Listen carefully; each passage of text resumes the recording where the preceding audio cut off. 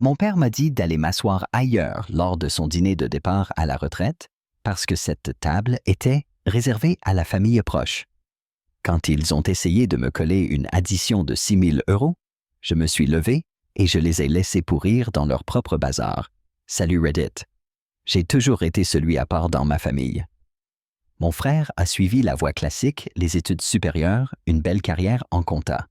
Moi, j'ai arrêté la fac après un semestre passé mon permis poids lourd et construit mon business depuis la cabine d'un camion. Gérard n'a jamais raté une occasion de me traiter de déception.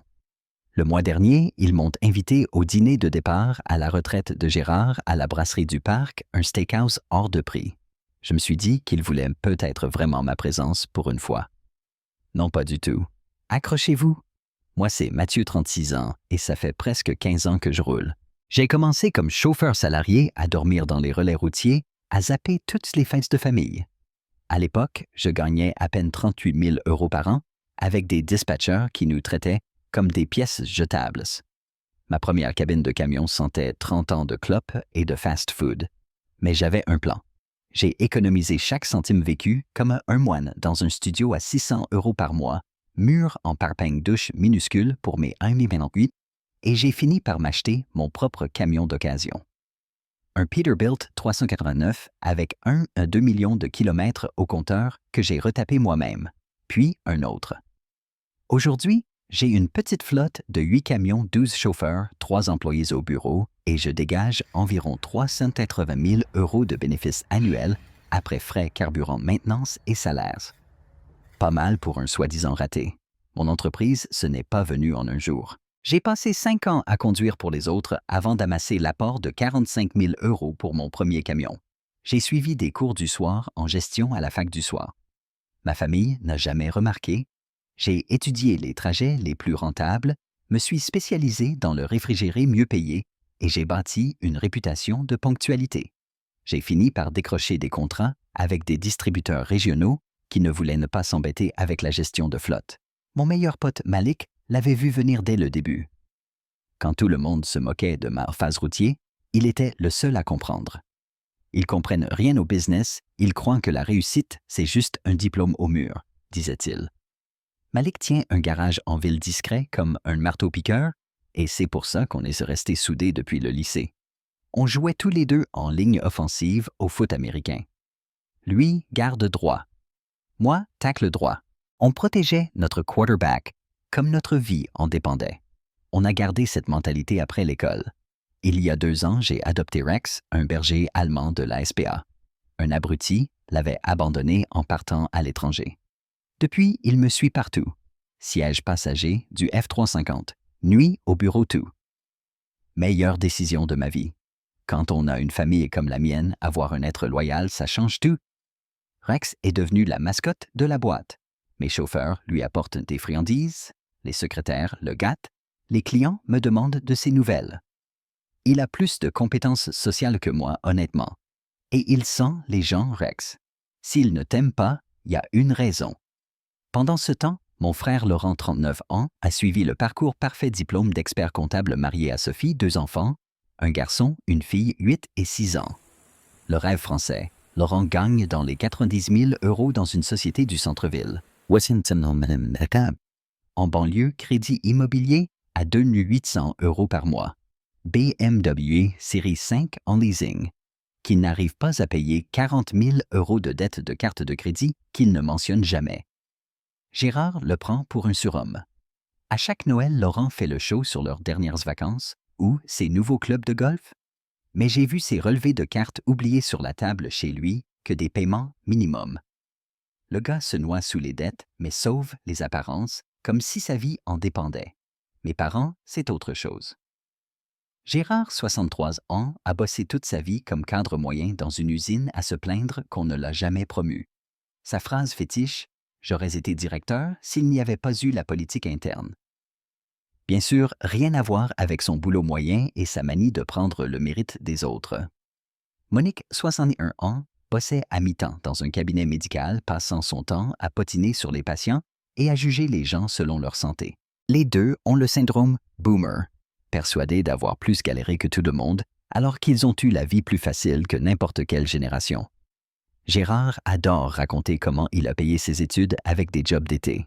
Il oublie de préciser qu'à l'époque, la fac coûtait 500 € le semestre. Monique vante leur premier achat immobilier à 23 ans.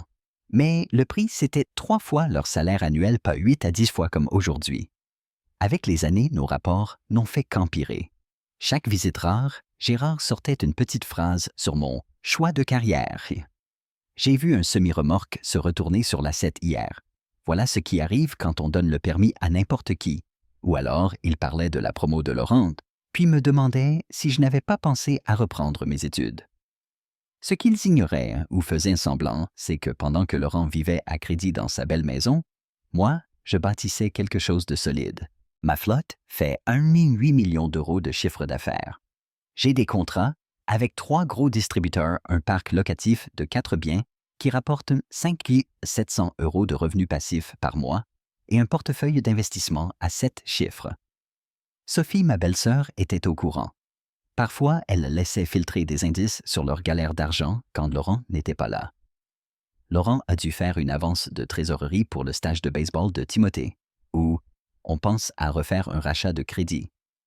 Et le plus drôle, c'est que je les ai déjà dépannés plusieurs fois. Quand leur crédit immobilier était sous l'eau en pleine crise, je lui ai prêté 15 000 € jamais rappelés. Quand la boîte de vitesse de la Cadillac de Gérard a lâché, j'ai payé 4 800 €.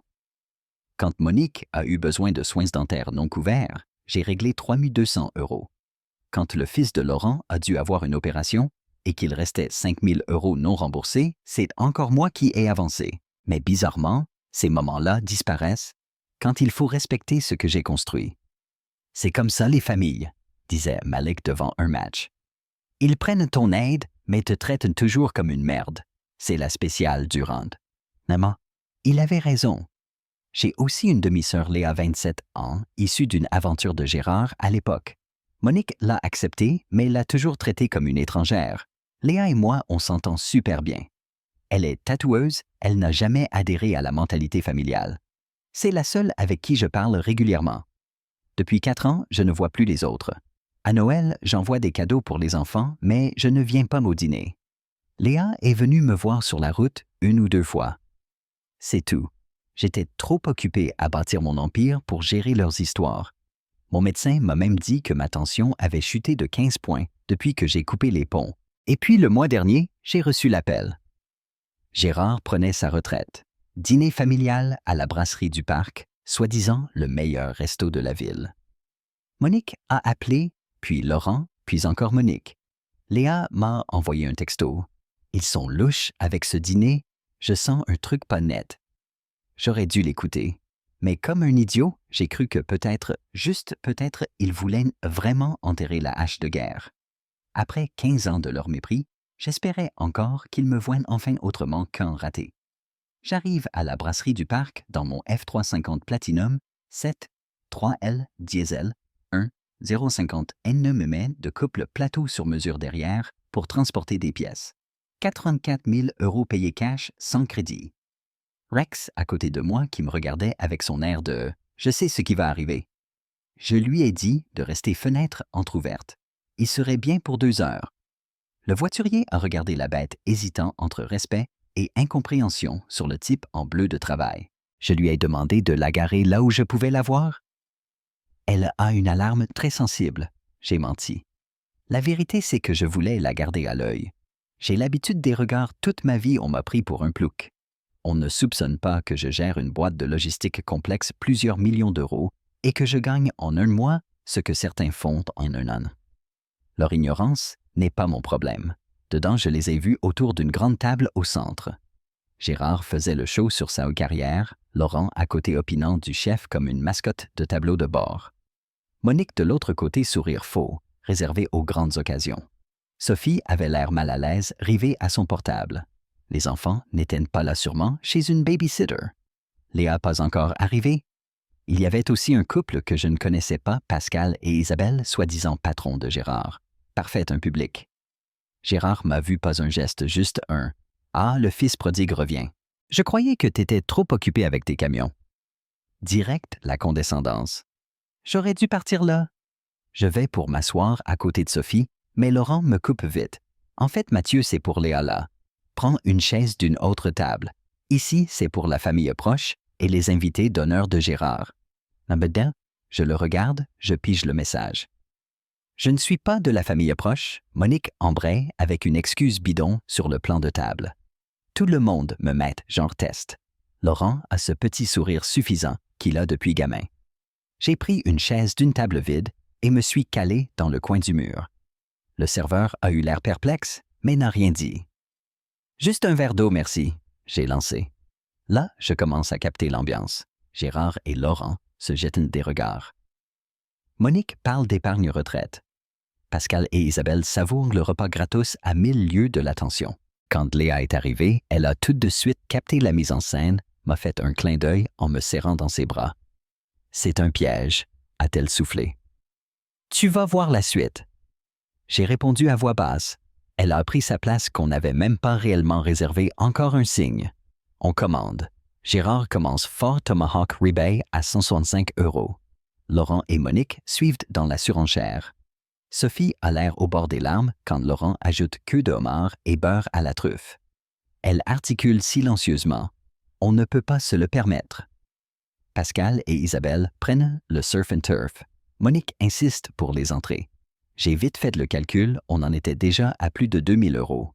Au fil du dîner, c'est de plus en plus clair, tout tourne autour de mes finances.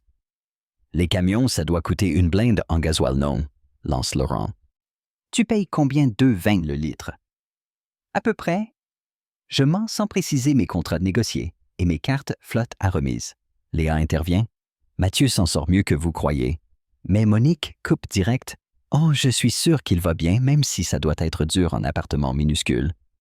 J'ai failli éclater de rire. Je vis depuis des années dans une maison à moi 5 hectares. 410 000 € payés. Cash jamais visité par eux. 3 garages, une Corvette Z06 pour le week-end salle de sport atelier où je restaure des motos anciennes. Mais bien sûr, maman, je suis à l'étroit. Arrive le dessert. Gérard bien-aimé chez Lâche. On se fait plaisir un de chaque pour la table. Le serveur s'empresse. Et là, Laurent se tourne vers moi pensant être subtil. Au fait, Mathieu, vu que t'as raté tant d'événements de famille, tu pourrais régler l'addition ce soir. Un petit cadeau de rattrapage pour la retraite de Gérard. On a déjà prévenu le serveur. Et voilà. La vraie raison? Toutes ces années à me demander si le problème venait de moi.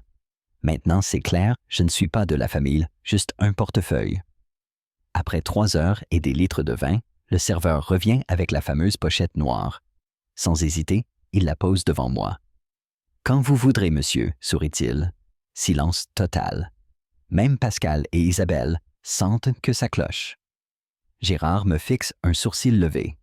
Monique sort le sourire de façade, Laurent jubile. J'ouvre la pochette. 5, 850, 76 €. Presque 6 000 € pour un dîner. Avec ça, j'achète un train de pneus Michelin pour toute ma flotte. Pour comparer, c'est ce qu'un seul de mes camions rapporte en 3 jours de trajet Lyon-Madrid. 60 heures de route, même 1500 km d'usure carburant, salaires, assurances, tout compris. Eux, ils grillent ça en une soirée. Je referme la pochette, la repose devant moi. Silence. Gérard finit par dire « Bon, tu comptes régler ou quoi ?» Je regarde autour de la table. Quelqu'un m'a-t-il seulement demandé si j'acceptais de payer Laurent Soupir? Allez, fais pas ta mauvaise tête. On sait que t'as les moyens, tes camions tournent bien.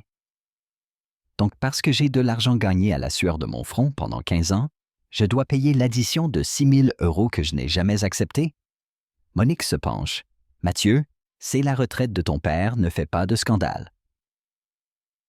Je ne fais pas de scandale, je pose une question simple.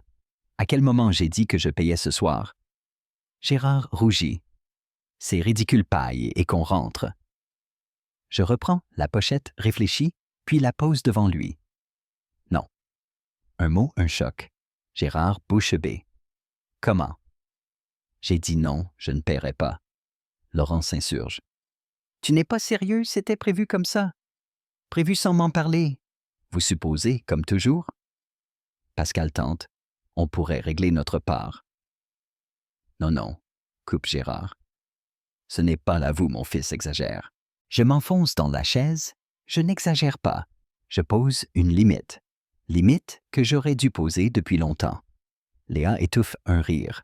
Sophie fixe son assiette. Monique baisse la voix glaciale. Mathieu Jacques Durand, tu vas payer cette note après tout ce qu'on a fait pour toi. Là, j'éclate de rire. Mais tout ce que vous avez fait pour moi, on fait le bilan. 15 ans à me rabaisser, à m'exclure, à ne jamais venir chez moi, ni voir ma boîte. Gérard, tu racontes à tes potes que je suis au chômage, alors que je monte une entreprise à 1 million. Aucun de vous, sauf Léa, n'a la moindre idée de ce que je fais, ni de ma réussite. Ah, Gérard tente d'intervenir. Je l'arrête. Non, je n'ai pas fini. La vraie réussite, c'est un portefeuille diversifié dès 25 ans, vivre en dessous de ses moyens, investir la différence. Pas claquer 6 000 balles au resto, en pensant que quelqu'un va payer. Je laisse 40 € pour l'eau et le pourboire et je me lève. Mathieu, tu ne peux pas partir, lance Monique. Je me retourne. Regarde-moi bien. Leur tête valait de l'or Laurent giflé. Gérard pourpre Monique en mode tragédienne. Je sors, j'entends le manager s'approcher de la table. La soirée allait empirer. À mi-chemin du pick-up, j'entends courir derrière moi. C'est Sophie paniquée. Mathieu, s'il te plaît, ils peuvent vraiment pas payer. Laurent est au chômage depuis 3 mois, il n'a rien dit à personne. Je m'arrête net. Quoi? Elle hoche la tête dépitée.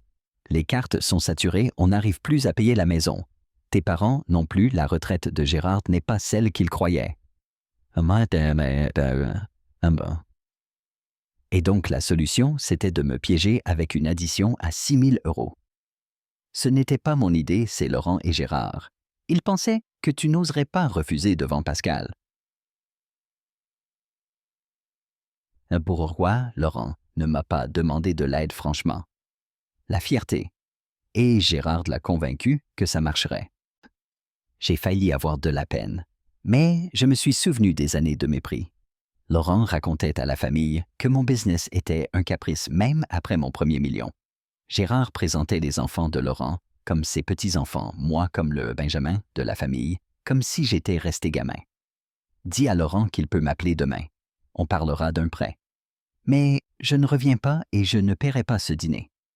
Sophie hoche la tête et repart. Je monte dans mon pick-up, Rex remue la queue.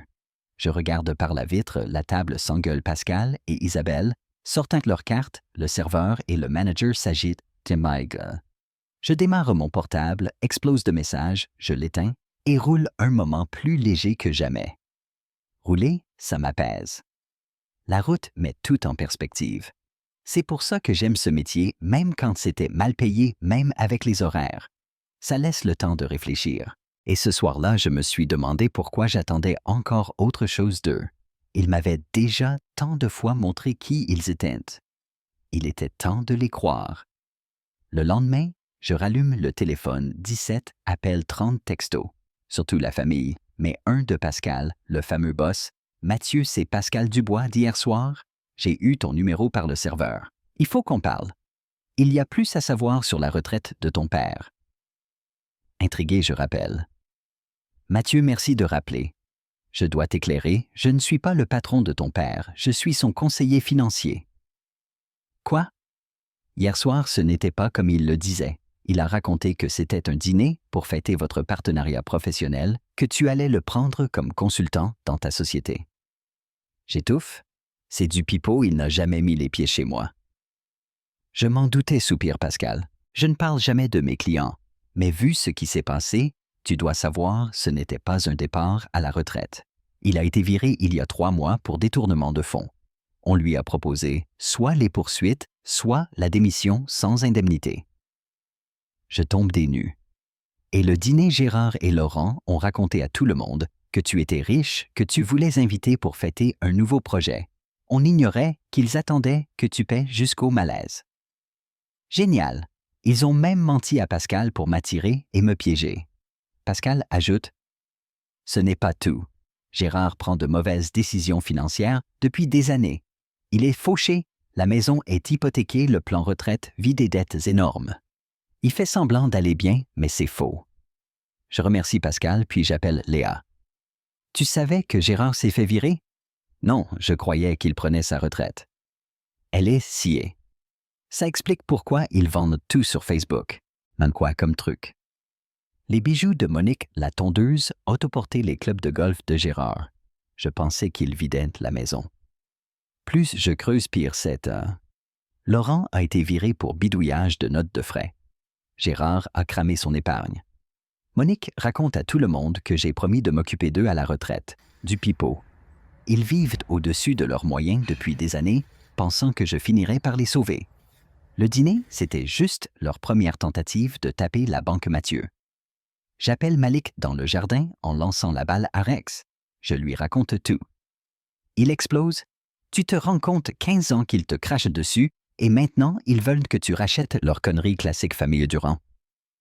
Il a raison comme toujours. Malik a été mon repère depuis le lycée. Quand je voulais acheter mon premier camion, il m'a aidé à faire les comptes. Pour embaucher mon premier salarié, il a bossé sur le vrai coup avec moi. Et la filletarée qui a rayé ma voiture, c'est lui qui m'a prévenu. Il l'avait dit, un jour, ils viendront tendre la main. 3 jours après, la brasserie du parc Texto de Gérard, on doit parler. Réunion familiale chez nous demain à 18h. Pas d'excuses, pas un mot sur l'incident, juste un ordre, comme si j'étais un gosse. J'arrive à l'heure Rex, dans le pick-up, prêt pour la fuite. La pelouse n'est plus tondue. La Cadillac a disparu. Dedans, tout le monde m'attend. Monique, Gérard, Laurent, Sophie, Léa. Ils font peine à voir. « Assieds-toi, fiston », lance Gérard. Je reste debout. « Dis-moi d'abord pourquoi je suis là. » Gérard bredouille. « On a eu un souci. La société, il y a eu un malentendu sur des fonds. Ils ont décidé de se séparer de moi. » Traduction, tu t'es fait virer pour vol. Je tranche. Il rougit. C'était juste un prêt non autorisé, j'allais rembourser. Prendre l'argent de la boîte sans autorisation, c'est du vol, Gérard. Tu comprends pas la pression. Il fallait tenir le rang. Et Laurent.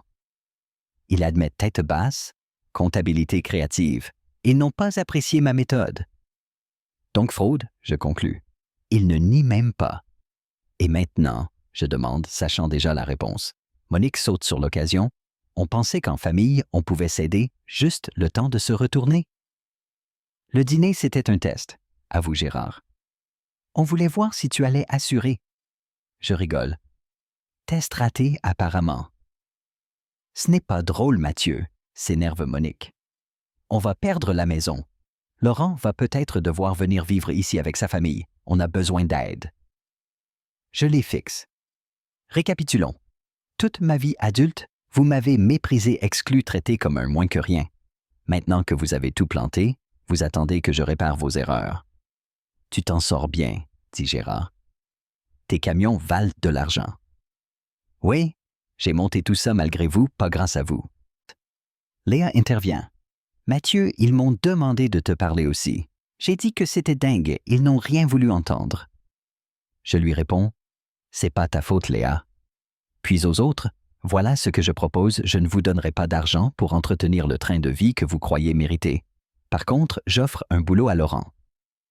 Il relève la tête. Un boulot de quoi? Chauffeur dans ma boîte. Silence. Tu veux que je sois chauffeur routier? Lâche Laurent dégoûté. Oui. Salaire de départ 75 000 € mutuelle complète, assurance vie 50 000, plan retraite 3% abondé. Un boulot honnête, Laurent.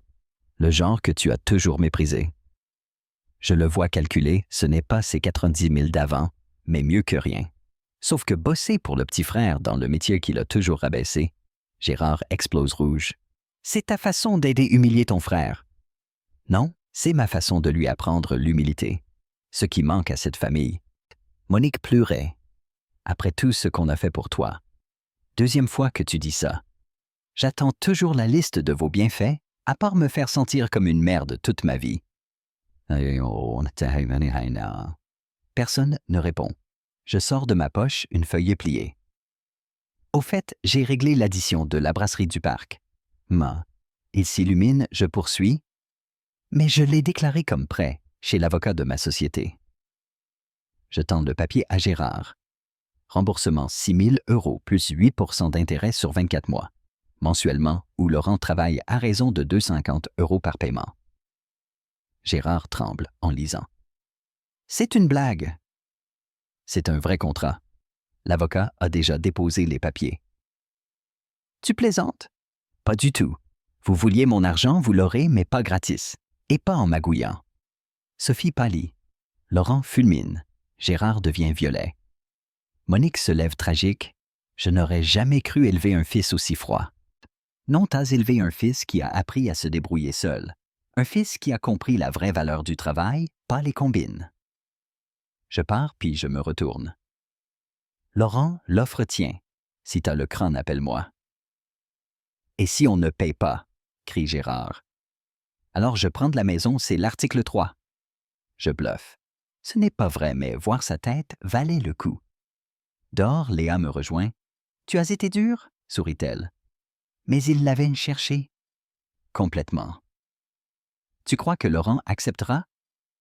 Aucune chance. Sa fierté l'en empêchera. Mais il ne trouvera rien à ce prix, surtout avec une exclusion pour fraude. Rex nous observe par la vitre tête penchée. Léa rigole. Au moins, tu as un membre loyal dans la famille. Le lendemain, retour au boulot, comme si de rien n'était. 3 appels d'offres à étudier planning maintenance à valider entretien d'embauche. 2 semaines plus tard, Laurent débarque à mon bureau, l'air lessivé. J'accepte, lâche-t-il sans me regarder. J'aurais pu jubiler, mais ce n'est pas mon genre. Tu commences lundi 5 heures du mat. J'ai jamais conduit plus gros que ma BMW. Formation prévue. Il faudra passer le permis poids lourd, mais on va gérer. Il était soulagé. Pour la première fois, il m'a remercié. Je préviens Malik. Tu vas pas le croire, Laurent a accepté. Sérieux, l'enfer a gelé. On verra combien de temps il tient. 3 semaines, Paris, 50 €. Sainte. Gérard et Monique ont fini par vendre la maison, louer un petit appart. Ils racontent à la famille que je suis le monstre qui les a laissés tomber. Ça m'est égal.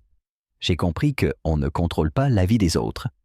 Le prêt, je ne l'ai jamais fait exécuter. Ce n'était pas le but.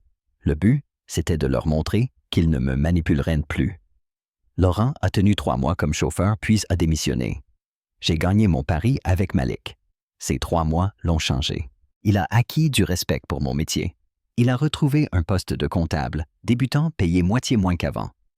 Sophie m'a remercié pour lui avoir laissé une chance. Laurent et moi, on n'est pas proches, mais c'est cordial. Il amène parfois ses enfants nager dans ma piscine et jouer avec Rex. Son fils trouve les camions de tonton Mathieu trop cool.